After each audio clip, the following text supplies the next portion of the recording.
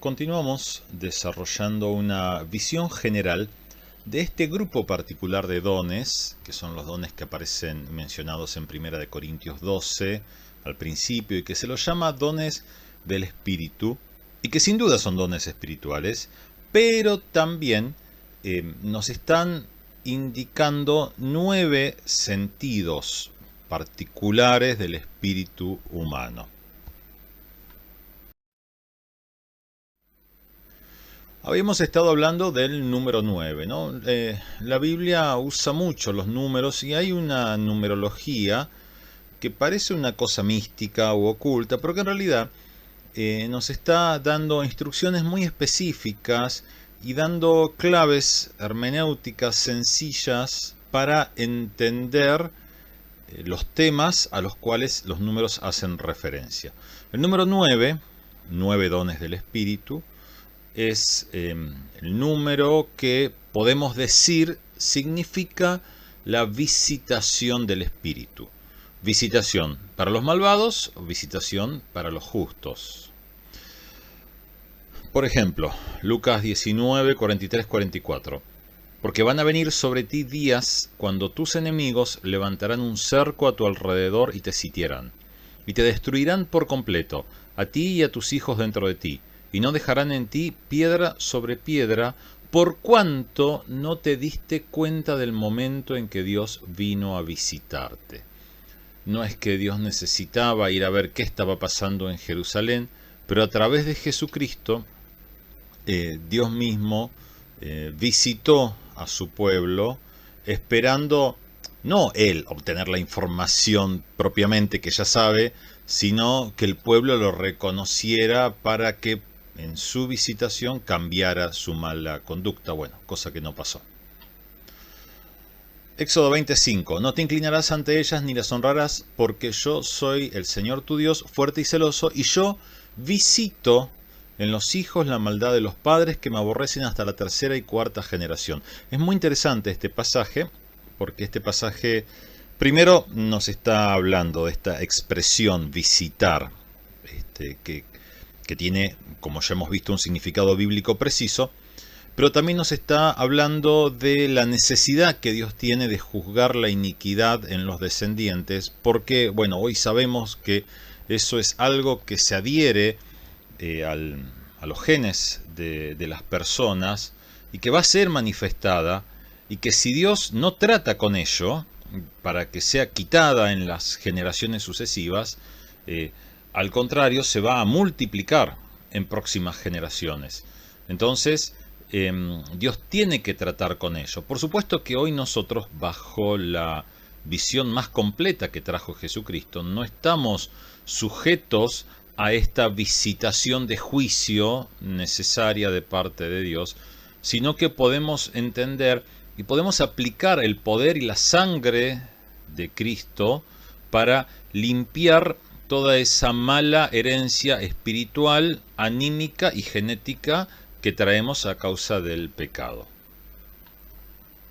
Isaías 10:12 en la versión Kadosh dice: por lo tanto, cuando Yahweh haga todo lo que tiene intenciones de hacer en monte Sión y a Jerusalén, yo visitaré al rey de Asiria, por la jactancia que viene de la soberbia en su corazón y la rebeldía de sus miradas arrogantes. En esta versión está traduciendo de manera un poco más literal y justamente usa la palabra que se utiliza en el hebreo, visitaré.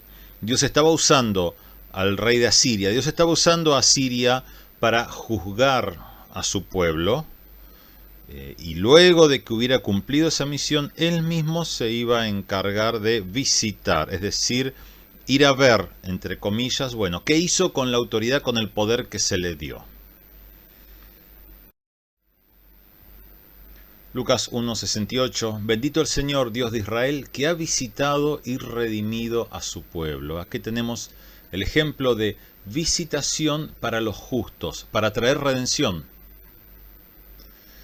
Génesis 50:24. Y José dijo a sus hermanos: yo voy a morir, mas Dios ciertamente os visitará y os hará subir de esta tierra a la tierra que juró a Abraham, a Isaac y a Jacob. Eso pasó mucho tiempo después con Moisés. Hubo una visitación de Dios. Dios descendió para obrar él personalmente de una manera tremenda, sobrenatural, y sacó al pueblo de Israel. Jeremías 27:22. A Babilonia serán transportados, y allí estarán hasta el día en que yo los visite, dice Jehová, y después los traeré y los restauraré a este lugar. De nuevo, visitación para liberación. Salmo 106:4. Acuérdate de mí, oh Jehová, según tu benevolencia para con tu pueblo. Visítame con tu salvación. Esto es el diseño para los justos. Así como para los malvados, Dios trae una visitación a ver qué está pasando y eso determina juicio. Para los justos y los que están sufriendo hay una visitación y hay un refrigerio, una recompensa. Dios los quita de esos lugares. No vamos a profundizar demasiado en esto, pero veamos simplemente la palabra hebrea es pakad, cuya raíz primaria es visitar. Visitar con intención, amistosa u hostil. Y bueno, de ahí puede significar muchas cosas: supervisar, reunir, acusar, activar, buscar, contar, entregar, inspeccionar, juzgar, pasar lista, preguntar. En griego tenemos la palabra episcopeo, supervisar, que quiere decir también cuidar, precaver, mirar bien. Y la palabra relacionada, episcopé, que habla de inspección y se refiere al oficio del obispado cristiano, ¿no? Ese oficio de supervisar. El Espíritu es el inspector de los frutos. Lucas 13, 6 al 9. También les dijo esta parábola. Un hombre había plantado una higuera en su viña, y cuando fue a buscar higos en ella, no encontró ninguno. Entonces le dijo al viñador: hace 3 años que vengo a buscar higos en esta higuera, y nunca encuentro uno solo. Córtala, para que no se desaproveche también la tierra. Pero el viñador le dijo: Señor, déjala todavía un año más, hasta que yo le afloje la tierra y la abone. Si da fruto, qué bueno; si no, córtala entonces. Él es el Señor quien viene a ver el fruto, a buscar el fruto y a tomar una decisión. Jeremías 24, 1, 3.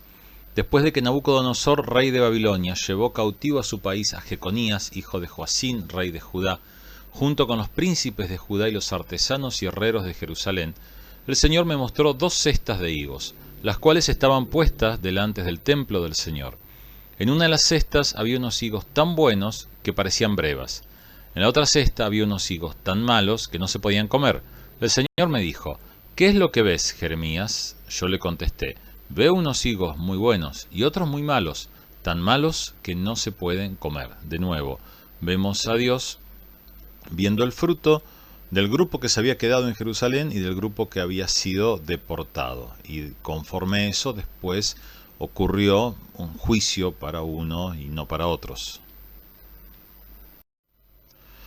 Mateo 7, 16, 20. Ustedes los conocerán por sus frutos, pues no se recogen uvas de los espinos ni higos de los abrojos. Del mismo modo, todo buen árbol da buenos frutos, pero el árbol malo da frutos malos. El buen árbol no puede dar frutos malos, ni el árbol malo dar frutos buenos. Todo árbol que no da buen fruto es cortado y echado en el fuego. Así que ustedes los conocerán por sus frutos. Esto mismo que Dios hace con nosotros, nos manda a hacer a nosotros. Nosotros también tenemos la capacidad, podemos y debemos ver los frutos, especialmente los frutos de los que dicen hablar de parte del Señor, ¿no? Hay un tiempo para ver los frutos, eso no es inmediato. No se trata de palabras. El Señor no dice: ustedes los conocerán por sus palabras. El Señor dice: por sus frutos.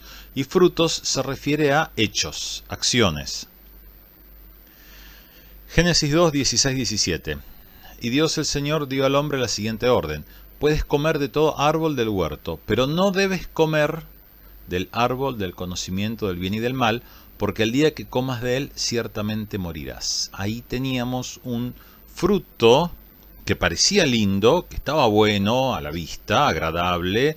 El árbol era muy lindo, muy bello, pero no era un fruto para comer. Algunos plantean, bueno, ¿qué hacía ese árbol allí? Podía cumplir un montón de funciones.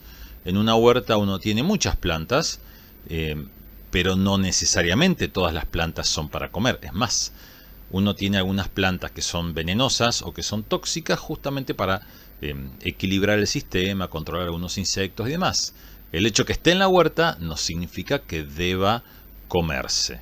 Y justamente ese fruto estaba indicando las acciones que lamentablemente después ocurrieron a partir de Adán en toda la humanidad. Juan 16, 7 al 11. Pero les digo la verdad, les conviene que yo me vaya, porque si no me voy, el Consolador no vendrá a ustedes, pero si me voy, yo se lo enviaré. Y cuando Él venga, convencerá al mundo de pecado, de justicia y de juicio. De pecado por cuanto no creen en mí. De justicia por cuanto voy al Padre y no me verán más. Y de juicio por cuanto el príncipe de este mundo ya ha sido juzgado. Aquí tenemos al Espíritu Santo, el Paracletos, el abogado, el defensor. Jesucristo nos dejó justamente a este Espíritu, quien está a nuestro lado, quien es el intercesor, quien nos consuela, pero no es solo consolar, sino quien está abogando, interponiéndose en el lugar de Él. Tenemos nada más y nada menos que a esta persona de la Trinidad dentro nuestro, al lado nuestro, defendiéndonos en todos nuestros caminos. Él también es quien está inspeccionando nuestros frutos. No se trata ahora de que Él va a venir a inspeccionar. No. Él está continuamente dentro nuestro, inspeccionando, y es también el que está podando la viña, está trabajando con nosotros, quitando los frutos malos, perfeccionando, limpiando, despejando los frutos buenos para que puedan crecer y multiplicarse. Hay 9 frutos del Espíritu. Esto se menciona en Gálatas 5, 22, 23. Dice, pero el fruto del Espíritu es amor, gozo, paz, paciencia, benignidad, bondad, fe, mansedumbre, templanza. Contra tales cosas no hay ley. Hay una discusión porque en realidad dice el fruto del Espíritu. Y algunos dicen, bueno, el fruto del Espíritu es amor y lo otro son manifestaciones del amor. En realidad, estas 9 cosas son manifestaciones de lo mismo, que es el fruto del Espíritu. ¿Qué produce el Espíritu? El Espíritu produce todo esto junto. Y si bien es cierto que a veces nosotros podemos ser más fuertes en uno de estos aspectos que en otros, lo cierto es que en el fondo es todo lo mismo producido por el mismo Espíritu. En los versículos anteriores se mencionan 18 obras de la carne. Un concepto similar al de fruto, pero opuesto. 18 justamente es un número de tanto es esclavitud como liberación de esclavitud. 18 es 9 por 2, 2 división. La división del hombre con Dios produjo que estos 9 frutos del Espíritu se transformen en estas 18 obras de la carne. En el Sermón del Monte, aparte de una introducción y una conclusión, encontramos 3 secciones de 9 y están relacionadas con los frutos. Hay 9 bienaventuranzas, después tenemos una primera parte en donde se nos dan 9 instrucciones para dejar una vida religiosa vacía, y luego otra sección en donde se dan otras 9 instrucciones para crecer en la vida que agrada a Dios. También tenemos 9 dones del Espíritu. En 1 Corintios 12, 8, 10 dijimos, a uno el Espíritu le da palabra de sabiduría, a otro el mismo Espíritu le da palabra de ciencia, a otro el mismo Espíritu le da fe y a otro dones de sanidades, a otro más el don de hacer milagros, a otro el don de profecía, a otro el don de discernir los espíritus, a otro el don de diversos géneros de lenguas y a otro el don de interpretar lenguas. Los dones son entregados para que podamos fructificar. Por supuesto, no son un fin en sí mismo, al contrario, son una herramienta que nos ayuda a desarrollar los frutos que da gloria a Dios. Todos los dones espirituales sirven para eso. Sin embargo, estos 9 que se mencionan acá, en cierto sentido, son los que más directamente se conectan con el mundo espiritual y de alguna manera resultan más espectaculares, ¿no? Lo cual también conlleva el peligro de caer en una religiosidad externa y en la contaminación de ellos. 1 Corintios 14, 24, 25 dice: pero si todos ustedes profetizan y entra algún incrédulo o alguien que sepa poco de la fe cristiana, esa persona podrá ser reprendida y juzgada por todos ustedes. Así los secretos de su corazón quedarán al descubierto y esa persona se postrará ante Dios y lo adorará y reconocerá que Dios está realmente entre ustedes. Estos dones del Espíritu, que vamos a ver son sentidos también espirituales, sirven para sacar a luz lo más oculto. Aquí no se refiere únicamente a la profecía. De alguna manera, profecía está resumiendo todo este conjunto de 9 dones. Y sacar a luz lo oculto para liberación y para sanidad de la persona que puede arrepentirse, o para juicio y condenación de aquellas personas que ya no pueden arrepentirse y que no deben seguir haciendo el mal. Como estamos en una temporada mundial de los dolores de parto, en el tiempo en que comienzan a manifestarse los juicios de Dios, estos juicios para los que están desviados que puedan enderezarse, y los que están afuera entren y los santos se santifiquen más aún, entonces es especialmente necesario que estos sentidos sean activados. Dios va a desatar sus juicios. Hay dos opciones: o nosotros nos juzgamos a nosotros mismos y nos corregimos por el Espíritu antes de ser condenados y juzgados por Dios, o lo hace Dios. O nosotros nos encargamos de traer el juicio sobre la tierra para mostrar y llamar a los hombres al arrepentimiento por Cristo y que escapen del juicio, o Dios va a traer juicio sobre las ciudades y sobre las naciones.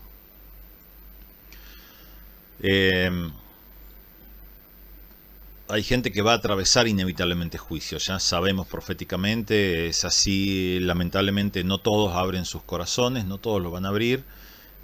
Bueno, es importante que por lo menos puedan entender por qué, y también para aquellos que ya son irredimibles, que ya han sellado su condenación, bueno, que sepan, para que sea cumplida toda justicia delante de Dios, por qué ese juicio va a ser justo. Como se dijo al principio, cada uno de los dones del Espíritu está basado en un sentido del espíritu humano, una capacidad para ver determinadas cuestiones del ámbito espiritual. Y entonces estas diversas operaciones del Espíritu, estas exhortaciones de vida, recomendaciones en relación con la palabra, maldiciones de Dios sobre la naturaleza, sobre las personas, etcétera, etcétera, varias listas de 9, están diseñadas para despertar estos sentidos y encauzarlos correctamente. Nuestro espíritu debe ser abierto y Dios ha dispuesto una forma en que nuestro espíritu pueda abrirse al mundo espiritual de su mano y no a través de muchas otras formas que pueden abrir a las personas al mundo espiritual, pero no en el camino que Dios quiere. Entonces Él nos ha dado herramientas que son muy accesibles para nosotros. En el próximo video seguiremos viendo y ya nos meteremos de lleno en toda una serie de textos de la palabra que justamente han sido puestos allí para que entendamos cómo Dios pretende despertar nuestro espíritu y cada uno de los sentidos de nuestro espíritu.